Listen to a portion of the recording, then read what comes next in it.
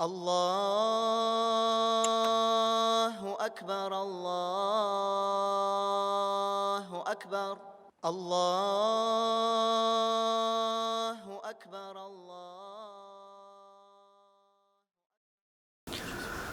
بسم الله الرحمن الرحيم.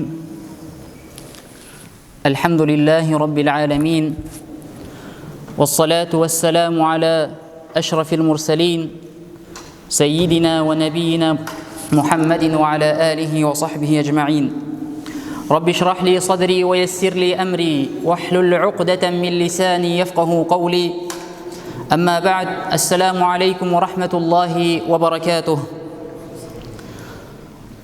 С дозволения Всевышнего Аллаха Субханаху ва Тааля мы продолжаем свои лекции, в которых мы говорим о правилах из Корана, о правилах из книги Аллаха Субханаху ва Тааля для нашей жизни. И альхамдулиллах, сегодня уже мы берем с вами 7-е правило. И если даже вот эти 6 правил, которые мы с вами уже прошли, если вот эти 6 правил, которые мы взяли из Корана, внедрить в свою жизнь и использовать эти правила, то наша жизнь очень сильно изменится. Очень сильно изменится. Если человек вот эти правила, которые мы с вами проходим, если эти правила человек будет использовать в жизни, применять, то его жизнь очень сильно изменится. Ведь эти правила из книги Аллаха Субханаху ва Тааля. Это советы, которые дает нам сам Всевышний Аллах Субханаху ва Тааля, сам Создатель. И ведь Он лучше знает, что для нас хорошо. И ведь Он лучше знает, что для нас плохо.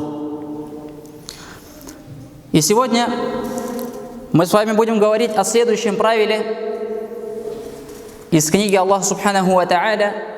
И это правило приходит в суре Худжурат, в суре комнаты. Или по-другому ученые эту суру называют сура школа этики, сура, которая является школой этики.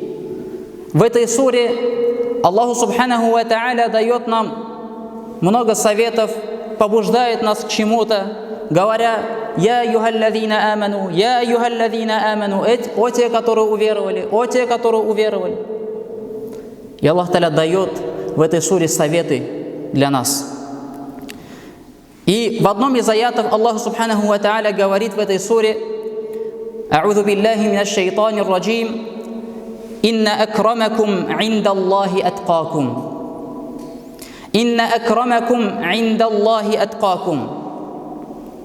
Поистине, более величественный или более возвышенный перед Аллахом среди вас это тот, который более богобоязненный. Перед Аллахом Субханаху ва Тааля более возвышен и более ближе к Аллаху тот, который более богобоязнен. «Инна акрамакум индаллахи атқакум». И из этого аята понимается, что Аллаху Субханаху ва Тааля смотрит на нашу богобоязненность, на нашу с Ним связь. И от этого зависит то, насколько мы высоки, насколько мы возвеличены перед Аллахом Субханаху ва Тааля, насколько мы близки к Нему. И перед Аллахом Субханаху ва Тааля Аллах Субханаху ва Тааля не смотрит ни на наши нации, ни на наше имущество, ни на наш внешний вид. А Аллах Субханаху ва Тааля смотрит на нашу богобоязненность. Ни цвет, ни нация, ни имущество, ни даже свободный человек ты или раб ты. Это никак не влияет на твое отношение с Аллахом Субханаху ва Тааля. И вот это вот здесь приводится мерило. Чем мерят? Ты дальность меришь в метрах, в километрах. Здесь мерило приводится, мерило успешности человека. Здесь приводится мерило, которое определяет, насколько успешный человек. Здесь приводится мерило, которое определяет, насколько человек величественный, насколько человек возвеличен, насколько человек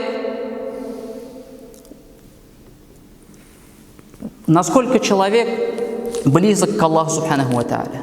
И это мерило богобоязненности. Ат-таква. Ат-таква. Ат-таква – это когда человек выполняет повеление Аллаха Субханаху ва Тааля, надеясь на его награду. Ат-таква – это когда человек остерегается запретного, боясь наказания Аллаха. Это человек, который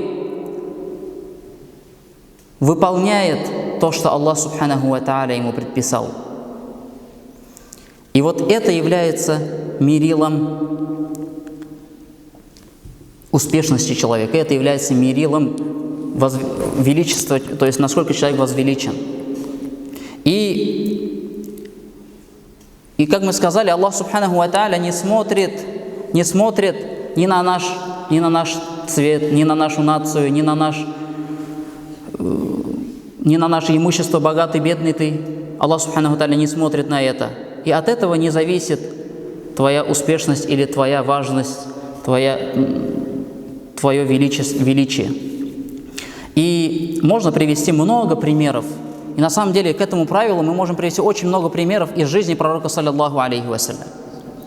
Например, Аллах Субханаху ва Тааля в этом аяте, в начале этого аята говорит: «Я юханнасу инна халакнакум мин закарин ва унса ва джа'альнакум шу'убан ва кабаиля лита'арафу инна акрамакум инда Аллахи аткакум». О люди, Аллах Тааля говорит, о люди. И Аллах Субханаху ва Тааля в этой суре единственный раз говорит о люди.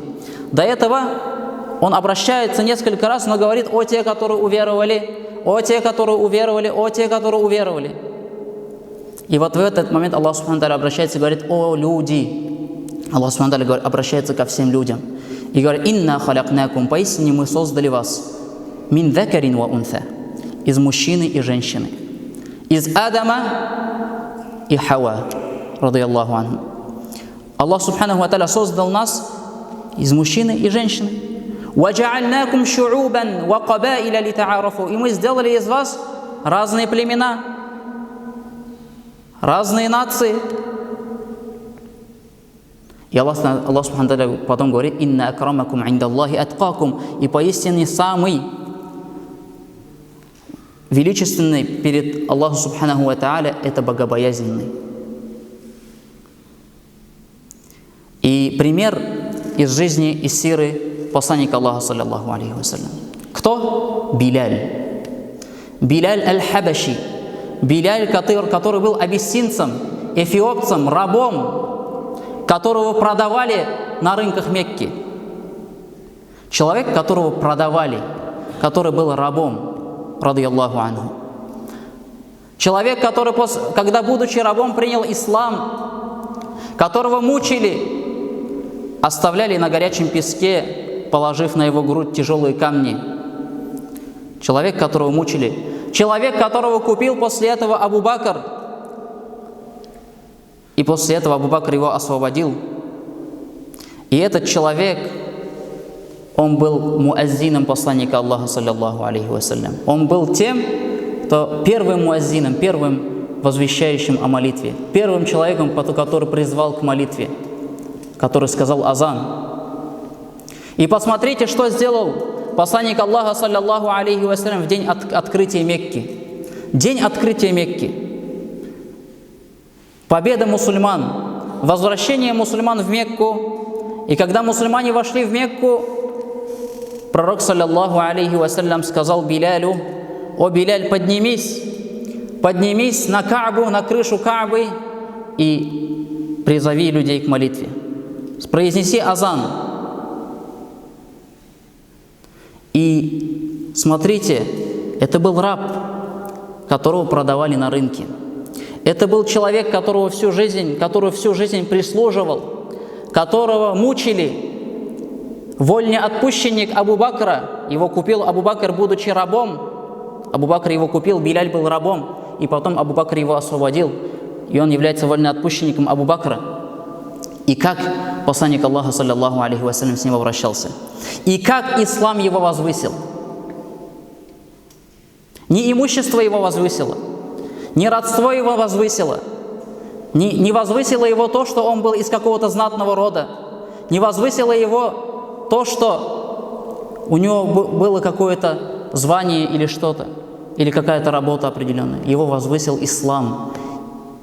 Ислам возвысил его. И как говорят насчет Биляля и Абу Бакра, «Саййидуна а'така саййидана». «Саййидуна а'така саййидана». Наш господин освободил нашего господина. То есть Абу Бакр, наш господин, освободил нашего господина Биляля. Арабы, то есть так говорится. То есть не говорится «Саййидуна а'така Билялян». Наш господин освободил Биляля. Нет, наш господин освободил нашего господина Биляля. И никак не принижается его величие тем, что он был рабом, тем, что его продавали на рынке, тем, что он был чернокожим. Никак это не принижает его. Также история вхождения пророка, саллиллаху алейхи вассалям, в Мекку. Это же история. Что произошло? Пророк, саллиллаху алейхи вассалям, после взятия Мекки, после того, как мусульмане зашли в Мекку, он зашел в Каабу. После того, как ее очистили от идолов, которые окружали Каабу, и то, что было внутри Каабы. Когда очистили Каабу, пророк, саллиллаху алейхи вассалям, зашел в Каабу, чтобы прочитать намаз. И закрыли двери Каабы, когда зашел пророк туда.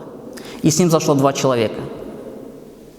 Вот представьте, что происходит открытие чего-то, да, нынешнее положение, нынешнее время. Открытие чего-то происходит, заходит большой человек какой-то, за ним делегация.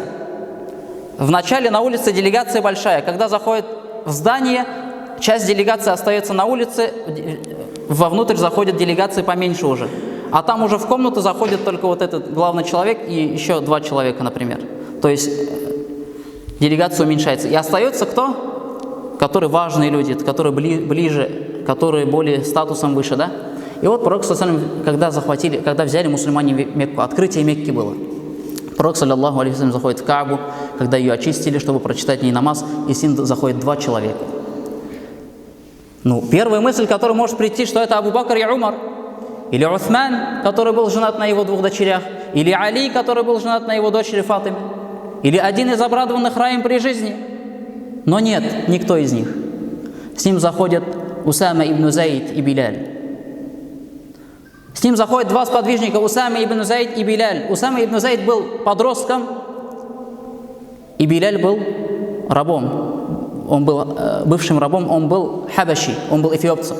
А Усама ибн Зайд, он был сыном раба. Его отец был рабом. Зайд ибн Харифа. Это раб, которого освободил пророк, саллиллаху алейхи вассалям. И вот даже смотрите, насколько ислам возвышает человека, насколько ислам дает человеку почет и величие. До того, как было первое откровение, Хадиджа, когда пророк, саллиллаху алейхи вассалям, женился на Хадидже, Хадиджа подарила ему своего раба Зайда. И пророк, он стал рабом пророка Мухаммада, саллиллаху алейхи вассалям. Но пророк, саллиллаху алейхи вассалям, что сделал с ним? Он освободил его. И знаете, у арабов до этого случая, у арабов не было в практике освобождать раба бесплатно. То есть у тебя есть раб, это твое имущество. И ты, человек, просто освобождаешь его. Все, иди, ты свободен. У арабов такого не было. Они продавали. Они продавали раба. То есть бесплатно не давали. А пророк что сделал, когда Хадиджа подарила Зайда, радийаллаху анху, когда она подарила его пророку, пророк отпустил его. И не просто отпустил, а что сделал? Усыновил его. Усыновил. Он вышел с ним на улицу, взяв его за руку. И люди удивились, увидя это. Как? Ты держишь раба за руку? Но пророк, и после этого Зайда начали называть как? Зайд ибн Мухаммад. Зайд сын Мухаммада. После этого начали называть. И так назывался он до тех пор, пока Аллах субханаху ва тааля не спаслал аят где Аллах Та'аля запрещал это делать и сказал: «Уд'ухум ли абаихим». Называйте их, то есть взывайте к ним по их отцам. То есть пророк, саллаллаху алейхи, Аллах Субханаху ва Та'аля запретил называть человека, то есть приписывать кого-то к себе, если ты не являешься его отцом. То есть и потом он стал Зайд ибн Хариса, Зайд ибн Хариса. То есть и в исламе запрещено, то есть человека называть своим сыном, например, который не является твоим сыном. Он остается сыном своего отца, он не становится твоим сыном. И посмотрите, это было до ислама. И как пророк, саллаллаху алейхи вассалям, отнесся к нему. Насколько пророк, как с ним обошелся. И посмотрите после ислама. Аллах Субханаху ва Та'аля не спасает аят: «Инна акрамакум индаллахи атқакум», поистине более ближе к Аллаху, более почетнее у Аллаха тот, который богобоязненный. А сейчас человек что? Как меряется успешность человека? Какая у него машина, какая у него квартира, сколько у него денег, куда он ездит отдыхать и так далее. Сейчас мерило успешности вот в чем. В нашем мире, в наше время, но это неправильно. И ведь есть хадис пророка, саллаллаху алейхи вассалям, где он говорит: «Инна Аллаха ла янзуру иля суарикум, ва ла иля амваликум, валякин янзуру иля кулубикум ва а'маликум». Пророк, саллаллаху алейхи вассалям, сказал: поистине Аллах не смотрит на вашу внешность, поистине Аллах не смотрит на ваше имущество, но Он смотрит на ваши сердца и на ваши дела. Вот посредством чего человек становится почетнее, за счет чего он обретает почет. Вот за счет чего человек обретает величие: из-за поступков, из-за богобоязненности, которая в его сердце. Вот на что Аллах Субханаху ва Та'аля смотрит. И если бы почет человека перед Аллахом, если бы величие человека перед Аллахом определялось его происхождением, его родом, посмотрите сура Масад. «Таббат яда аби лахабин ватаб». Да сгинут руки Абу Лахаба, и сам он сгинул. «Ма агна анху малуху ва ма касаб». И не помогло ему его имущество и то, что он приобрел. О ком это сура? О ком это сура? Это сура о Абу Лахабе. А кем был Абу Лахаб? Он был дядей пророка по отцовской линии. Он был братом отца пророка. Он был из рода Абдуль-Мутталиб. Он был правнуком Исмаиля, алейхиссалям. Помогло это ему? Никак.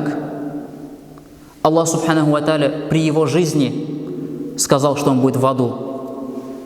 Он был из рода Исмаиля, алейхиссалям, из рода Ибрахима, алейхиссалям. Он был дядей пророка Мухаммада, саллаллаху алейхи вассалям. Но это ему никак не помогло. Это никак ему не дало почета. Это никак не дало ему величия перед Аллахом. И когда человек гордится своей родословной, когда человек гордится своим имуществом, пусть посмотрит, а имеет ли это значение перед Аллахом? Имеет ли твоя родословное значение перед Аллахом? Имеет ли твое имущество значение перед Аллахом? Весь этот мир и все, что в нем, не стоит крыла комара перед Аллахом Субханаху ва Та'аля.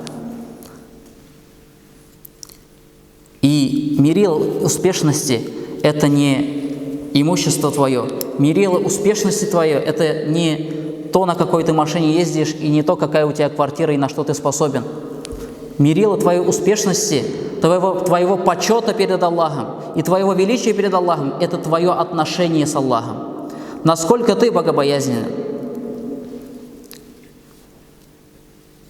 Также из сиры пророка Мухаммада, саллаллаху алейхи вассалям, история, которая произошла в хаджатуль вада, в прощальный хадж, когда пророк, саллаллаху алейхи вассалям, прощался со сподвижниками. И многие сподвижники тогда поняли, что это последний год, когда пророк, саллаллаху алейхи вассалям, совершает хадж. Многие сподвижники тогда поняли, что пророк прощается с ними. И тогда было около 100 тысяч сподвижников. И что произошло? Когда хадж, хадж. Что есть хадж? Есть арафа. Когда паломники собираются в долине Арафа. И вот из долины Арафа пророк, саллаллаху алейхи вассалям, двинулся в Муздалифа. И что? И все ждали, когда пророк, саллаллаху алейхи вассалям, сядет на свою верблюдицу. И вот пророк, саллаллаху алейхи вассалям, подошел, сел на свою верблюдицу, и кто-то должен был сесть позади него. То есть кто-то должен был сесть с ним. И опять, кто же это будет? Абу Бакр, Умар, Саад ибн Абу Ваккас, Абу Зар. Кто это будет? Это будут 10 обратных раем сподвижников, это будут почетные какие-то люди, это будет Абу Суфьян, или это будет еще какой-то почетный сподвижник из почетного рода? Нет, это был Усама ибн Зайд. Это был сын раба посланника Аллаха, саллаллаху алейхи вассалям. Это был Усама ибн Зайд, который сел позади него. И это опять показывает нам, как пророк, саллаллаху алейхи вассалям, относился. И то, что их прошлое, или их родословное, или их внешний вид, возможно. Усама ибн Зайд был подростком. Не был каким-то таким знатным человеком, у которого есть там опыт. Нет, он был молодым человеком. И посмотрите, пророк, саллаллаху алейхи вассалям, как с ним обходился. Не брезгал или не принижал его как-то тем, что он был молодым, и тем, что он был сыном раба, вольноотпущенника. Нет, и это нам показывает, пророк, саллаллаху алейхи вассалям, зачем так делал? وَمَا يَنْتِقُ عَنِ الْهَوَى. То, что он говорил, и то, что он делал, это не было из его личных страстей или из его каких-то желаний. «Ин хуа илля вахьюн юха». Поистине, это было откровение, которое не спосылалось ему. И все, что он делал, это пример для нас. Все, что он говорил, это пример для нас. И посмотрите, как он обращался с этими людьми. Это не значит, что он не уважал или меньше уважал Абу Бакра, Умара, которые были обрадованы раем при жизни. Нет. Это показывает на то, что какое бы прошлое не было человека, или какая бы родословная ни была у него, это никак, этим нельзя мерить успешность человека, его величие, его почет. Этим не меряется. Меряется оно богобоязненностью. И вот пример сподвижников уже. Абу Зар аль-Гифари, радийаллаху анху. Абу Зар. Однажды, это приводится в Бухари и Муслим, его передает один из подвижников, он говорит: мы проходили мимо Абу Зара, и на нем была накидка, плащ. И на его слуге, у него был слуга, и на слуге, говорит, была такая же накидка, как была у Абу Зара. И мы сказали ему, этот человек, который рассказывает, он говорит: мы сказали ему: о, Абу Зар, если бы ты надел их обе эти накидки на себя одел бы, то это было бы красиво. На что он ответил, Абу Зар: между мной и одним мужчиной из моих собратьев, из подвижников пророка Мухаммада, саллаллаху алейхи вассалям, был разговор. И мать этого человека была чужеземкой. Она не была из арабов. А если вы, чтобы вы понимали, в то время арабы считали себя, то есть они думали, что они таким гордым народом, они считали себя избранными. Арабы, а это не арабы. То есть они не арабов принижали. И у этого человека, с которым был диалог у Абу Зара во время пророка Мухаммада, саллаллаху алейхи вассалям, был мама, которая была не арабом, не арабкой. И он говорит: я укорил его за его мать. То есть сказал что-то о его матери некрасиво, потому что она была не арабкой. А он, этот человек, пожаловался, говорит, на меня пророку, саллаллаху алейхи вассалям. И после этого он говорит: я встретил, Абу Зар рассказывает, я встретил пророка, саллаллаху алейхи вассалям, и он сказал мне: о, Абу Зар, поистине ты мужчина, в котором остались признаки времен невежества. То есть пророк, саллаллаху алейхи вассалям, смотрите, пророк, саллаллаху алейхи вассалям, воспитывает Абу Зара и говорит: иннака мруун фика джахилия. Ты мужчина, в котором остались признаки времен невежества. И он говорит: они ваши собратья, пророк саллаллаху алейхи вассалям продолжает, которых Аллах отдал вам в руки. Поэтому кормите их тем, что сами едите, одевайте их в то, что сами надеваете, и не поручайте им того, что обременительно для них. А если же поручили им то, что тяжелое что-то, то помогите им в этом. И это был случай, который произошел с Абу Заром. арабский. То есть человек был из другого народа, из неарабов. Возможно, это был тоже вольноотпущенник или бывшим рабом. И Абу Зар нехорошо сказал о его матери. Ну, как бы поставил себя выше из-за того, что он араб, а она не арабка. И пророк, саллаллаху алейхи ва саллям, сказал, что у тебя остались вот эти свойства невежества. И поэтому мы тоже посмотрим на себя. Посмотрим на себя, да, как мы когда с кем-то общаемся, мы когда с кем-то разговариваем, когда это какой-нибудь там богатый человек, какой-то знатный человек, там, да, мы с ним красиво разговариваем, мы с ним там уважаем его. А когда какой-нибудь там бедный человек подойдет, или какой-то человек, который не знатный, то мы позволяем себе как-то нехорошо высказываться. И это все, как посланник Аллаха, саллаллаху алейхи ва саллям, сказал, проявление невежества. Также пример из жизни табиинов. Правнук посланника Аллаха, саллаллаху алейхи ва саллям, которого прозвали Зайнуль Абидин. Его звали Али ибн Хусейн ибн Али ибн Абу Талиб. То есть Али, сын Хусейна, сына Али. То есть у Али, радийаллаху анху, был внук, которого звали тоже Али. И Зайнуль Абидин его называют. И вот он жил в Медине и зашел в мечеть. Он часто посещал мечеть, на уроки приходил, на лекции, на собрания табиинов, на лекции. И однажды он заходил в мечеть, и он проходил мимо кружков курайшитов. То есть, когда заходили в мечеть, были такие собрания. Здесь кто-то собрался, там кто-то собрался. И каждый что-то обсуждал, разговаривал.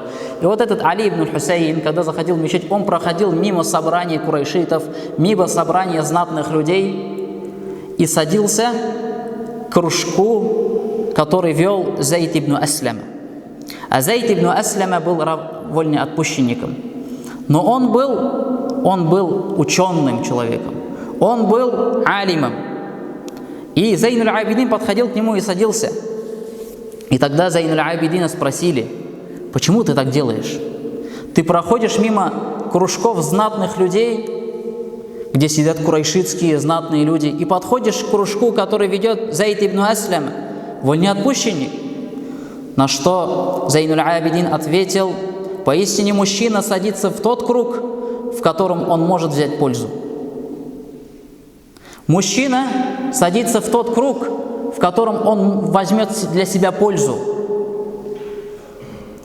А как мы сказали, Зайд ибн Аслям, хоть он был бывшим рабом-вольноотпущенником, но он был ученым человеком. Он был алимом. И Зайнуль Абидин поэтому садился к нему, потому что он видел, что он получает от него пользу. И не смотрел на то, что он был рабом или кем-то. Сейчас, конечно, рабов нету, чтобы так сравнивать. Ну, например, человек, у него было какое-то прошлое, и он отсидел срок какой-то. И все равно есть среди нас какой-то такой, он отсидевший там, он там сидел. И как-то мы этим самым принижаем человека за его прошлое. То есть ставим его ниже уровнем. Он отсидевший там, он какой-то не такой. Это не должно стать мерилом для того, чтобы мы мерили почет человека или что-то. Ведь это было в прошлом, во-первых. Возможно, человек уже покаялся за это, и, во-вторых, мы не знаем, кто ближе из нас перед Аллахом Субханаху ва Тааля. Мы не знаем, кто из нас ближе к Аллаху Субханаху ва Тааля. И поэтому мы не должны гордиться своими нациями, мы не должны гордиться своим происхождением, своей родословностью, мы не должны гордиться тем, какое мы положение имеем среди людей, мы не должны гордиться тем, какое у нас имущество. Ведь не это определяет нашу близость с Аллахом Субханаху ва Тааля. Не это определяет. Судный день рай скажет, что мои обитатели – это слабые и бедняки, а ад скажет: мои обитатели – это гордливые и высокомерные люди. То есть ад скажет то, что мои обитатели – это те, которые были высокомерны в этом мире, которые ставили себя выше других, которые себя считали выше других, и те, которые были гордливыми. А рай скажет, что мои обитатели это те, которые были бедные и слабые. Это не значит, что человек богатый или человек знатный не попадет в рай. Это в общем говорится. То есть больше будет людей в раю тех, которые будут слабыми и бедными. Так как человек, который у него больше денег, у него и спроса больше, и отвечать он будет больше, и так далее. И основные критерии названы что? Ад сказал гордливый и высокомерный. А когда человек кого-то принижает из-за чего-то или считает из-за чего-то себя выше другого человека, это показывает о высокомерии человека. Это говорит о высокомерии человека, когда человек ставит себя выше кого-то другого. И, как мы сказали, это не мы должны решать, кто выше, кто ниже, кто лучше, кто хуже. Это определяется только связью человека между Аллахом Субханаху ва Тааля. И сам Аллах только знает, кто ближе, кто лучше, кто почетнее.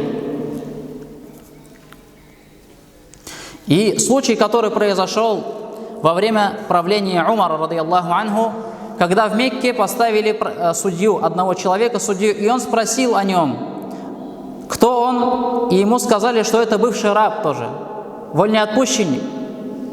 То есть человек, у которого нету какого-то такого знатного прошлого. Он был рабом, он прислуживал кому-то всю свою жизнь, потом его отпустили. И такого человека поставили судьей в Мекке. И Умар спросил о нем, что вы, как вы, почему его поставили. И люди сказали, что он мин ахлюль Кур'ан, что он из знающих Кур'ан хорошо, он из людей Кур'ана, он людей, которые богобоязненных людей. И это был Ата ибн Аби Равах. И есть известные слова Умара, которые приводятся, он говорит: «Нахну каумун». Умар ибн аль-Хаттаб сказал: «Нахну каумун а'аззана Аллаху бил-Ислам, фамахма бтагайна аль-иззата фи гайрихи азаллана Аллах». Вот эти слова, это также «Инна акрамакум инда Аллахи аткакум», слова Аллаха. Самый богобоязненный из вас это тот, который самый почетный перед Аллахом, это тот, который самый богобоязненный. И вот эти слова «Нахну каумун», Умар ибн аль-Хаттаб говорит, мы народ а'аззана Аллаху бил-Ислам, который Аллах возвеличил, почтил исламом. Мы народ, который Аллах Та'аля возвеличил исламом. «Фамахма ибтагайна аль-иззата фи гайрихи». И если мы будем искать величие в другом, если мы будем искать величие в имуществе, если мы будем искать величие и почет в каком-то звании, если мы будем искать величие и почет в родословной или еще в чем-то, Умар ибн аль-Хаттаб что сказал? «Азалляна Аллах», то Аллах Та'аля нас унизит. И посмотрим на нашу жизнь, оценим нашу жизнь. Сейчас люди ищут величие, почета в другом. Так, надо отучиться в каком-то университете, надо получить такое-то образование, надо, чтобы быть почетным человеком, чтобы стать почетным человеком, чтобы стать знатным человеком, надо столько-то зарабатывать, надо вот столько-то там магазинов открыть, надо еще вот что-то сделать. И все связывается с имуществом, с этим миром. Но что сказал Умар ибн аль-Хаттаб? Если мы будем искать величие в чем-то другом, кроме ислама, если мы будем искать почета в чем-то другом, кроме ислама, азалляна Аллах, то Аллах Та'аля нас унизит. Зададим себе вопрос, почему мусульмане сейчас в таком положении? Почему мусульмане слабые? Не это ли одна из причин? То, что человек ищет величия, почета, то, что человек ищет знатности в другом. Он ищет его в имуществе. Он думает, вот будет у меня хорошая работа, будет у меня хорошая зарплата, буду зарабатывать я много, будет у меня там должность какая-то, будет у меня там семья какая-то знатная, все у меня будет хорошо, я буду успешным человеком. Человек ищет величия, человек ищет почета в другом.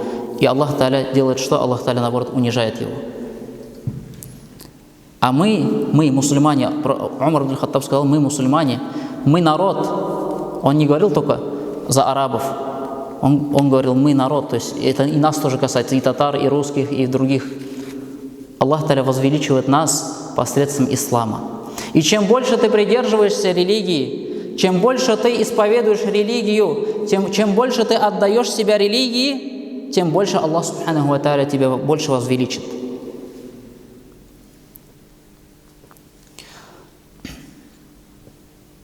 И Аллах Субханаху ва Тааля в Коране говорит насчет почета, насчет величия. Аллах Тааля говорит: «Фаинна л'иззата лиллах». Поистине почет и величие принадлежит кому? Аллаху. Аллах Тааля продолжает, второе говорит: «Вали расулихи», и его посланнику. И третье говорит: «Валиль му'минин», и верующим. Вот кому принадлежит почет. Вот кто является почетным человеком. Му'минин, верующий. Первое – это Аллах Субханаху ва Тааля, обладатель почета и величия. Второе – это «Вали расулих», его посланник, саллаллаху алейхи вассалям. И третье – это верующий. Аллах Тааля в Коране говорит. Одно из проявлений величия нашей религии – то, что она не обуславливает положение человека перед Аллахом тем, что ему непосильно. Например, ты родился в какой-то семье. Ты выбирал рождаться в этой семье? Не выбирал. Ты выбирал родиться в семье свободных людей или в семье рабов? Во время пророка саллаллаху алейхи ва саллям, да? Кто-нибудь из них выбирал рождаться в свободной семье или в семье рабов? Не выбирал. Кто-нибудь выбирал из нас рождаться в богатой семье или в бедной? Не выбирал. Никто из нас не выбирал рождаться в знатной семье или в простой деревенской семье. Никто не выбирал. И вот одно из проявлений величия нашей религии – то, что она не обуславливает положение человека. Это не мерило положение человека перед Аллахом. Те вещи, которые непосильны нам. Это непосильные нам вещи. А что нам посильно? Нам посильно достичь богобоязненности. Нам посильно выполнять то, что нам повелел Аллах. И нам посильно остерегаться того, что запретил нам Аллах. И вот посредством этого мы обретаем величие и почет. И Аллах Та'аля в той же суре говорит, в суре Худжурат, или как мы его назвали, сура школа адабов, Аллах Та'аля говорит: о те, которые уверовали, я айюхаллазина аману, ла ясхар каумун мин каум. Пусть не издевается, ла ясхар, пусть не издевается, пусть не принижает один народ, пусть не издевается один народ над другим народом. Пусть один человек не издевается над другим человеком, не принижает его. Аса айякуну хайрам минхум. Быть может, тот народ, над которым ты издеваешься, тот человек, которого ты принижаешь, хайрум минхум. Быть может, он лучше тебя. Лучше тебя. Ты не знаешь. И из мудрости Аллаха Субханаху ва Тааля то, что Он сделал почет, предпочтение, чем? Иманом и богобоязненностью. То есть почет и величие определяется иманом и богобоязненностью. И как мы привели хадис, да, посланник Аллаха саллаллаху алейхи ва саллям сказал, то, что Аллах Субханаху ва Тааля не смотрит ни на наш облик внешний, не на наше имущество, Он смотрит на наши сердца и на наши дела. И также из хадисов посланника Аллаха саллаллаху алейхи ва саллям пример. Как выбирают, что сказал пророк саллаллаху алейхи ва саллям насчет женитьбы? Он сказал, невесту выбирает из-за 4: из-за ее красоты, из-за ее родословности, из-за ее религии. 4 что? Богатство. Богатство, красота, знатность и религия. 4 вещи он сказал. Невесту выбирать из-за 4. И пророк сказал: выбирайте ту, которая будет богобоязненной. То есть это мерило, да, которые были и в те времена. Люди мерили успешность человека, его, успешность, его величие, почет мерили имуществом тоже, красотой, знатностью. Но пророк сюда добавил еще что? Богобоязненность. И сказал, что выбирайте та, которая будет богобоязненна. И Поэтому это важное правило, это очень... То есть человек, если будет себя воспитывать на этом, на том, что определение почета, успешности, оно зависит от выполнения человеком его обязанностей и выполнением человека предписаний Аллаха Субханаху ва Тааля. И будет строить, то есть мы же как? Мы смотрим так, надо машину хорошую купить, чтобы быть успешным, чтобы вот у меня все в жизни было хорошо, надо купить хорошую машину, надо купить хорошую простроенную квартиру, надо еще что-то. Вот это куплю, все, я успешный, у меня все хорошо. Мы так меряем, но на самом деле это самообман, мы обманываем себя.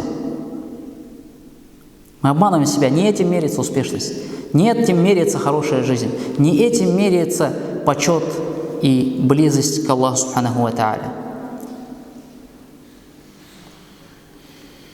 И вот здесь слова одного шейха приводятся, он говорит, что распространилось, говорит, среди нас, когда человеку приходит свататься к его дочери, какой-то человек бедный, незнатный, еще что-то там, да, то есть у него нету таких качеств, как богатство, знатность, и он закрывает перед ним, захлопывает перед ним дверь. Но когда, говорит, к нему подходит богатый, знатный, он сразу готов отдать, он сразу готов, открывает перед ним дверь, но он, говорит, не знает, возможно, тот, который подошел, бедный, незнатный, может быть, он, говорит, ночью встает, поднимает руки Аллаху и просит: «О Аллах, не спошли дождь», и Аллах Та'аля в этот день не спосылает дождь. То есть ты не знаешь, ты меряешь не тем, ты оцениваешь человека не теми вещами, которыми нужно оценивать. Богатством, знатностью, не этим оценивают. Возможно, тот, который бедный, незнатный, он поднимает руки ночью к Аллаху Субханаху ва Тааля, и Аллах Субханаху ва Тааля тотчас же принимает его дуа. Ты не знаешь. И вот чем нужно, вот что нужно смотреть и чем нужно оценивать человека.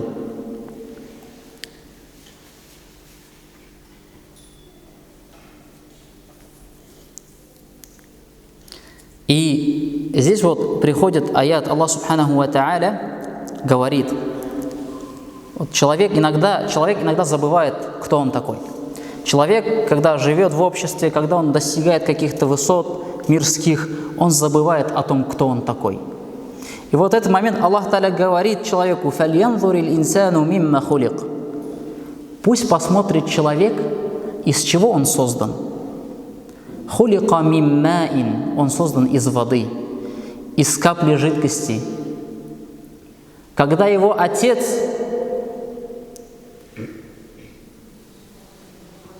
подавил свой соблазн, шахватын қашан үтәді, татарша айтканда, когда он свой соблазн искусил, вот ты из этого родился, по этой причине. И вышел ты, когда твоя мама испытывала тяжести, боли, ты родился. То есть пусть вспомнит человек, как он вообще появился, из чего он создан, как он появился, как он родился. И человек поймет, что ни богатство, ни что, ни знатность она. То есть это Аллах Субхану ва Тааля говорит: пусть человек посмотрит, из чего он создан. Он создан из воды. Ты строишь из себя важного, ты строишь из себя какого-то там высокого человека, знатного, но ты создан из воды. И тот, который является рабом, который является бедняком, нищим, который является незнатным, он тоже создан так же, как и ты. Он тоже появился в мир так же, как и ты. Причина была такая же, так же родился, все одно и так же. Вы одинаково появились на этот свет. И вы с ним ничем не отличаетесь. И то, что ты стал богаче, то, что ты стал знатнее, то, что ты стал кем-то, это не делает тебя выше него. Выше него тебя только может сделать одна вещь. Это богобоязненность. Это твоя близость с Аллахом Субханаху ва Тааля. И поэтому, если бы даже в религии Аллах Субханаху ва Тааля разрешил возвеличивать человека, да? Если бы можно было возвеличивать человека, то тогда бы, наверное, возвеличивали пророка Мухаммада, саллиллаху алейхи вассалям. Но пророк, саллиллаху алейхи вассалям, что сказал? Не делайте со мной того, что сделали христиане с Аисой, алейхиссалям. Не делайте это со мной, он сказал. И поистине он сказал: кто? Ана Мухаммад, я Мухаммад, абдуху, «Ана Мухаммад Расулуллах», «Я Мухаммад, посланник Аллаха, ва абдуху», и его раб. Его раб Аллаха. И что сказал Аллах Субханаху ва Тааля о пророке, саллаллаху алейхи вассалям? «Субхана аллади асра би абдихи». Славен тот, который перенес своего раба о пророке Мухаммаде, саллаллаху алейхи вассалям. Поэтому мы все люди, и мы все одинаковые. То есть мы не отличаемся перед Аллахом чем-то, мы не становимся выше перед Аллахом Субханаху ва Тааля своими какими-то знатностью или богатством, или чем-то еще, чего мы добились в этом мире. Мы становимся выше и почетнее перед Аллахом только по причине своей богобоязненности. И мы должны поставить для себя, во-первых, для себя мерилом своей успешности и почета вот это, насколько мы богобоязненны. И вот от этого зависит наша успешность, наше счастье и наша близость с Аллахом. От этого зависит, будем ли мы из тех, кто будет радоваться в судный день, из тех, которые будут из правой стороны, или же мы будем, пусть Аллах Субхану ва Тааля упасет, из тех, кто будет сожалеть в судный день. И вот это правило, если мы будем строить свои правила на этом, то по милости Аллаха Субханаху ва Тааля мы обретем богобоязненность, станем ближе к Аллаху Субханаху ва Тааля. Будем оценивать себя, во-первых, и не будем ставить себя выше кого-то, выше других. Не будем принижать кого-то из-за его какого-то положения в обществе. И ведь Аллах Субханаху ва Тааля не смотрит на нашу внешность и на наше имущество. Он смотрит на наши сердца и на наши поступки. Субханак Аллахума бихамдик. Ашхаду ан ла илляха илля анта астагфирука ва атубу илейх. Ассаламу алейкум ва рахматуллахи ва баракатух. Аллаху акбар, Аллаху акбар, Аллаху